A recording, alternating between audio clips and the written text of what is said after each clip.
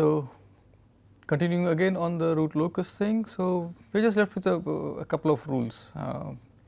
So, the first one was angle of departure from an open loop pole. Okay, why is this important to compute? So, in one of our earlier examples where we had a pole at origin and then we had something at j to omega minus j to omega. Okay, so one guy was going to infinity through the real line and then we had asymptotes this way and these guys were going like this, right, like this to infinity. This guy was going like this to infinity. So, who decides, right, of how this guy goes? Why doesn't it take a steeper angle and go like this, or why doesn't it go, wander here and then again come back and say, oh, this guy is here, or not like this. So, we will say who decides, or what is there anything that will tell us which direction I should be moving, right? Okay. So, this is decided by something called the angle of departure, of which direction I should go.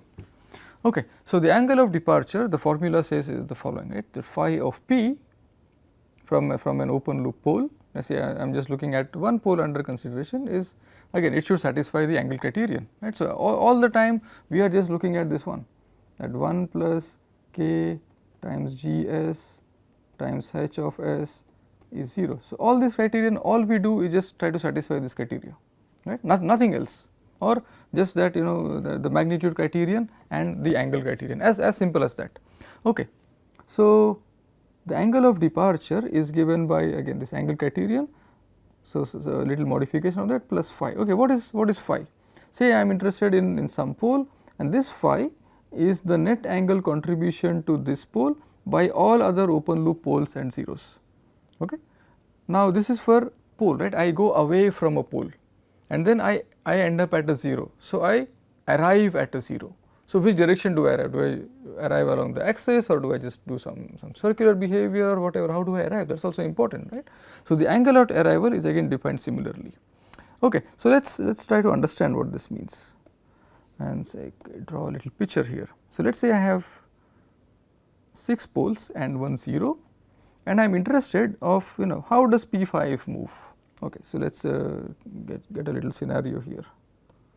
Okay, let's get rid of this. Okay. So, this is my plane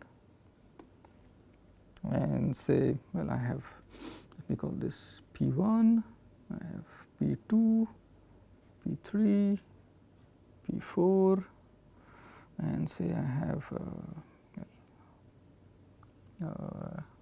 say P5 and P6 be here. Yes. P1, P2, P3, P4, P5 and P6. Okay. And then there is a 0, right. So, let us say that the 0 is sitting somewhere here. Okay. Now, I want to see which direction this guy should start moving. Should it start moving vertically downwards or somewhere here or somewhere here, okay, for any arbitrary scenario. And let us say I just take a point very close by here, this one, and I call that point as S0. Okay. Now, for this S0 to lie on the root locus, it must for sure satisfy the angle criterion. Okay. Now, and this so which this is just very close by, right. So, let us see. Okay. So, I just draw these angles. This will be theta 4, say theta 3, I have theta 2, I have theta 1 and the angle here would be this guy, right. So, some joining this line from here. So, that would be some theta 6 and then say angle of the 0, I will just call this theta. Okay. And then this guy is somewhere here, right. So, the angle here would be, so this guy is actually moving in this direction. So, this is the angle of theta p, right, the pole which I am interested in. Okay. So, here there are phis and thetas, but does not matter, right, you can just use whatever. Okay. So, for S0 to lie on the pole, so what should happen?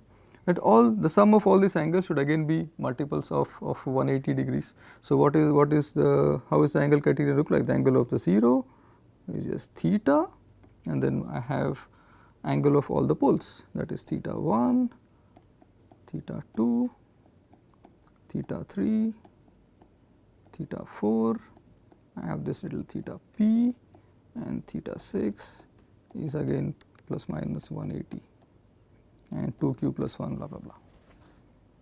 Okay. Now, I am interested in this angle, right, this guy, this little angle, it will tell me where I will go, and therefore, I just substitute this, and this theta p or even phi p whatever is simply plus minus 2q plus 180 plus all the other remaining angles, they just go here, and I will just call this some theta prime, right. So, where this guy or this theta prime here, or okay, I will just call this phi just to be consistent with what is the notation over there.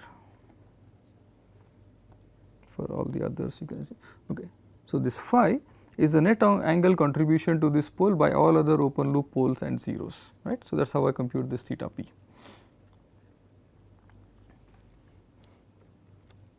Right. So, this is how it would look like.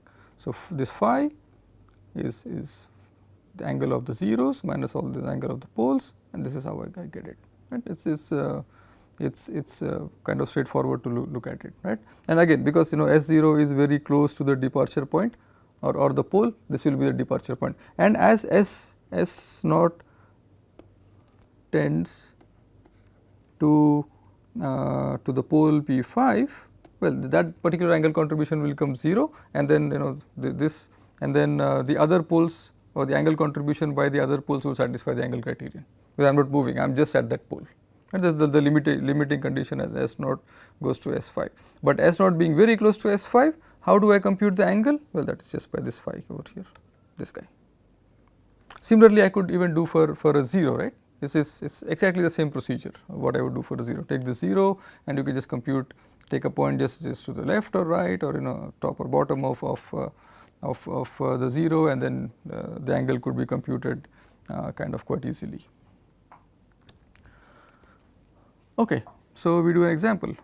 Sketch the root locus for a unity feedback system with open loop transfer function. Again, we have complex conjugate poles, open loop, there is a 0 at -1, n equal to 2, m equal to 1, number of branches is 2, 1, and there is a 1 0. So, one pole will go to 0 and other will go to infinity, okay. And the two branches originate from here when k equal to 0, and m equal to 1, one of the branches will go to this guy, another will go to infinity. Okay. So, let us see how the plot looks like, right. Okay. So, I will just plot, this is a rough sketch of it before. So, okay, this is a good space here.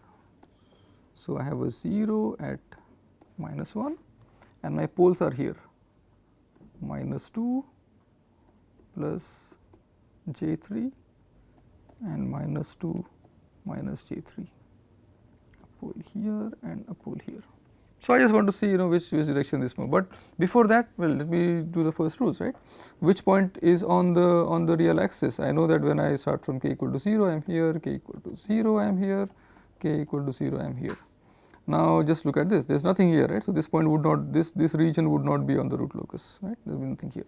Then look at the point here, right. So, from here I go to the left of -1, there is just 1 0, odd number. Then I go again here, there is again an odd number 1 2 and 3. Sometimes we can even neglect this complex poles for counting, because they always are in conjugate pairs, right. So, there is even before this guy, there will always be an even after this guy. If there is an odd, there will be an odd. So, at least I know that the entire this guy is on the real axis now, is on the root locus, correct. Okay. I will not even draw the arrow at the moment, just to be a little safe. So, where is this guy? Well, this entire line is on the root locus, starting from the left of -1. Okay. So, again I do all the basic computations that, well, there is one guy which goes to infinity. What is the angle which that guy goes to infinity? Well, that angle is 180 degrees. It is just very straightforward to compute. N minus m is 1. So, this phi will be 180. Well, and then these guys, well, do they really meet at some point and then go away? I can just find by dk by ds equal to 0. and the solutions would be, well, this one minus 4 and 2. And I don't really, I'm not really interested in this guy, right? This is on this point does not really lie on the root locus. I'm not ignoring this because it's an unstable region, right? I'm just ignoring because the root locus still tells me that I just cannot go here, right? Because I cannot be on any of this line because there are no poles or zeros to the right of this. Okay, so I'm looking at minus 4.16. So this is the real part here is minus 2, and say this point is minus 4.16. Okay. Okay. So I just go now to compute the angle of departure from this side and departure from this side, right? And then there's this formula phi of p, if I am looking at this guy, would be plus minus 180 plus the contribution of the other two guys, and if I am computing phi for this guy, it would be this phi would be the angle contribution of these other two guys. Okay, I can just compute. This is kind of very straightforward to check that phi for this guy would be 198 this way, and phi for this guy minus 2 minus j3 would be 165. Okay, so I just know that, okay, I am just from here, sorry, I just move in this direction. Here I just move in this direction. I also know where I am meeting, right, at minus 4.16.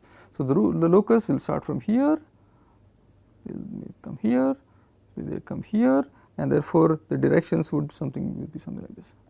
This guy moves here, this guy moves here, this guy goes here, and this guy goes here, right? So now I know why is it this way? Why is it not like something like this or any other thing? Why is it not like this, right?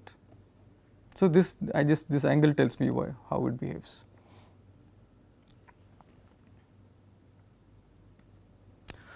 Okay, so this is something not very surprising, this rule. How do I know if my root locus intersects with the imaginary axis? Well, when I hit the imaginary axis, say I have a root locus which is like this. Let's say I have 3 guys here, and I say, well, this guy is going, I'm just drawing an approximate plot, right? So this guy, there could be something like this, right? There could be possibilities of this thing, and these guys are going here. So these are all k equal to 0, k equal to 0, k equal to 0, and I see that after some values you are actually going this side, you are going in the unstable region. Now, can I really compute this value when it becomes unstable? There was another example where my poles were here, here and here, and then the root locus, well, one guy was going this side and other 2 guys went here. So for any value of k greater than 0, it was always unstable, right? That was not difficult to compute. Now, how do I handle these conditions? Well, I know something called the Routh-Hurwitz criterion, right? The intersection of the root locus with the imaginary axis can easily be determined by the Routh criterion. Just to see how so we had done some problems where we were computing stability with respect to a parameter, right? If k was between this number and that number, the system is stable. If k is greater than this number, system is stable, and so on, right? Okay. So, and then the open loop gain k at any point on the root locus is just given by this. I think this we had even discussed in one of our very earlier slides. What given a point k, how do I find given a point on the root locus, how do I find the gain k at that point? Well, it's just simply like this. There is nothing special here. Of course, now if you do an MATLAB, you just move the cursor, it will actually tell you the values. But where does that come from? That comes from something here.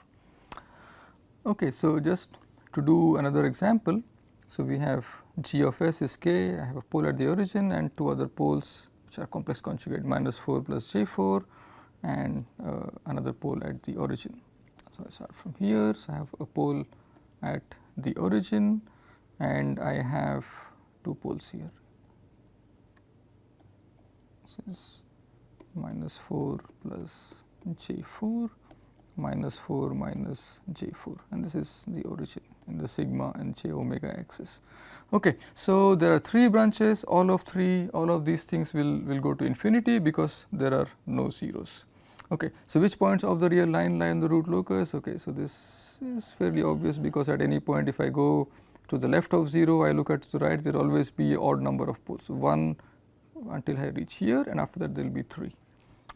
Okay. In the usual process of finding how the root locus or how the roots proceed to infinity, they will be at angles of asymptotes at 60, 180 and 300 with the standard formula, and then the centroid point of this asymptotes would be minus 2.66. So, somewhere over here. So, this is my sigma I. Okay. Okay, so the breakaway points, well, I just look at dk by ds equal to 0, I find k and then solve for dk by ds equal to 0, which gives me the breakaway roots at this point. And I could actually see from here that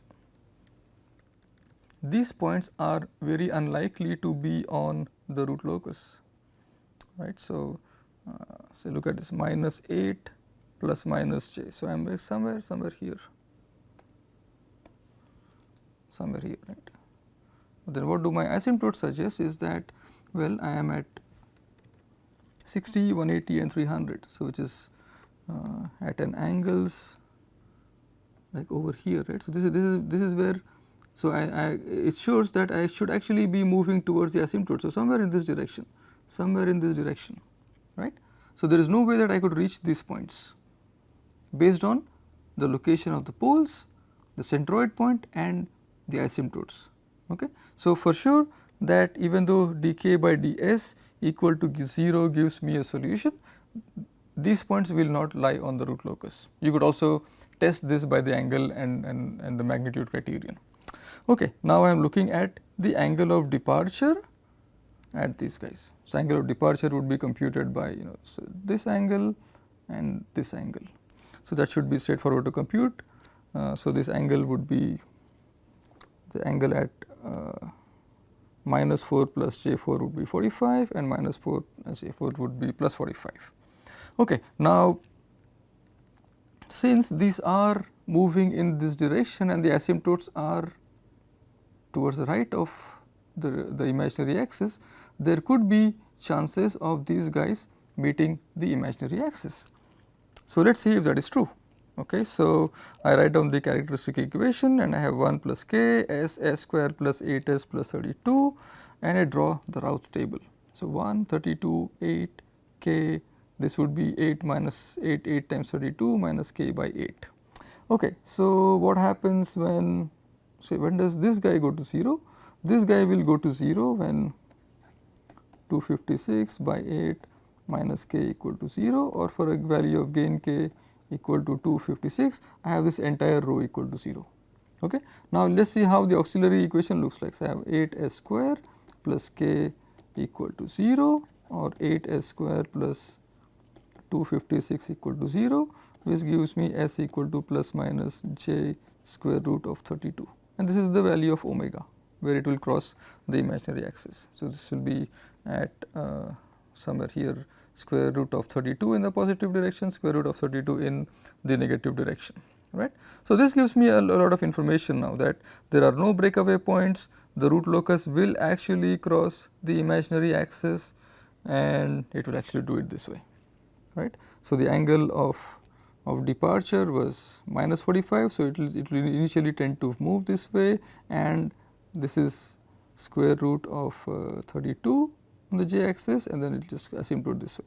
Similarly, this guy has angle of departure of plus 45. So, it will move this direction and it will cross the imaginary axis at square root of minus of square root of 32, and I will just do this one, right. So, we saw few possibilities here, right, that there are no breakaway points even though dk by ds gives me a solution.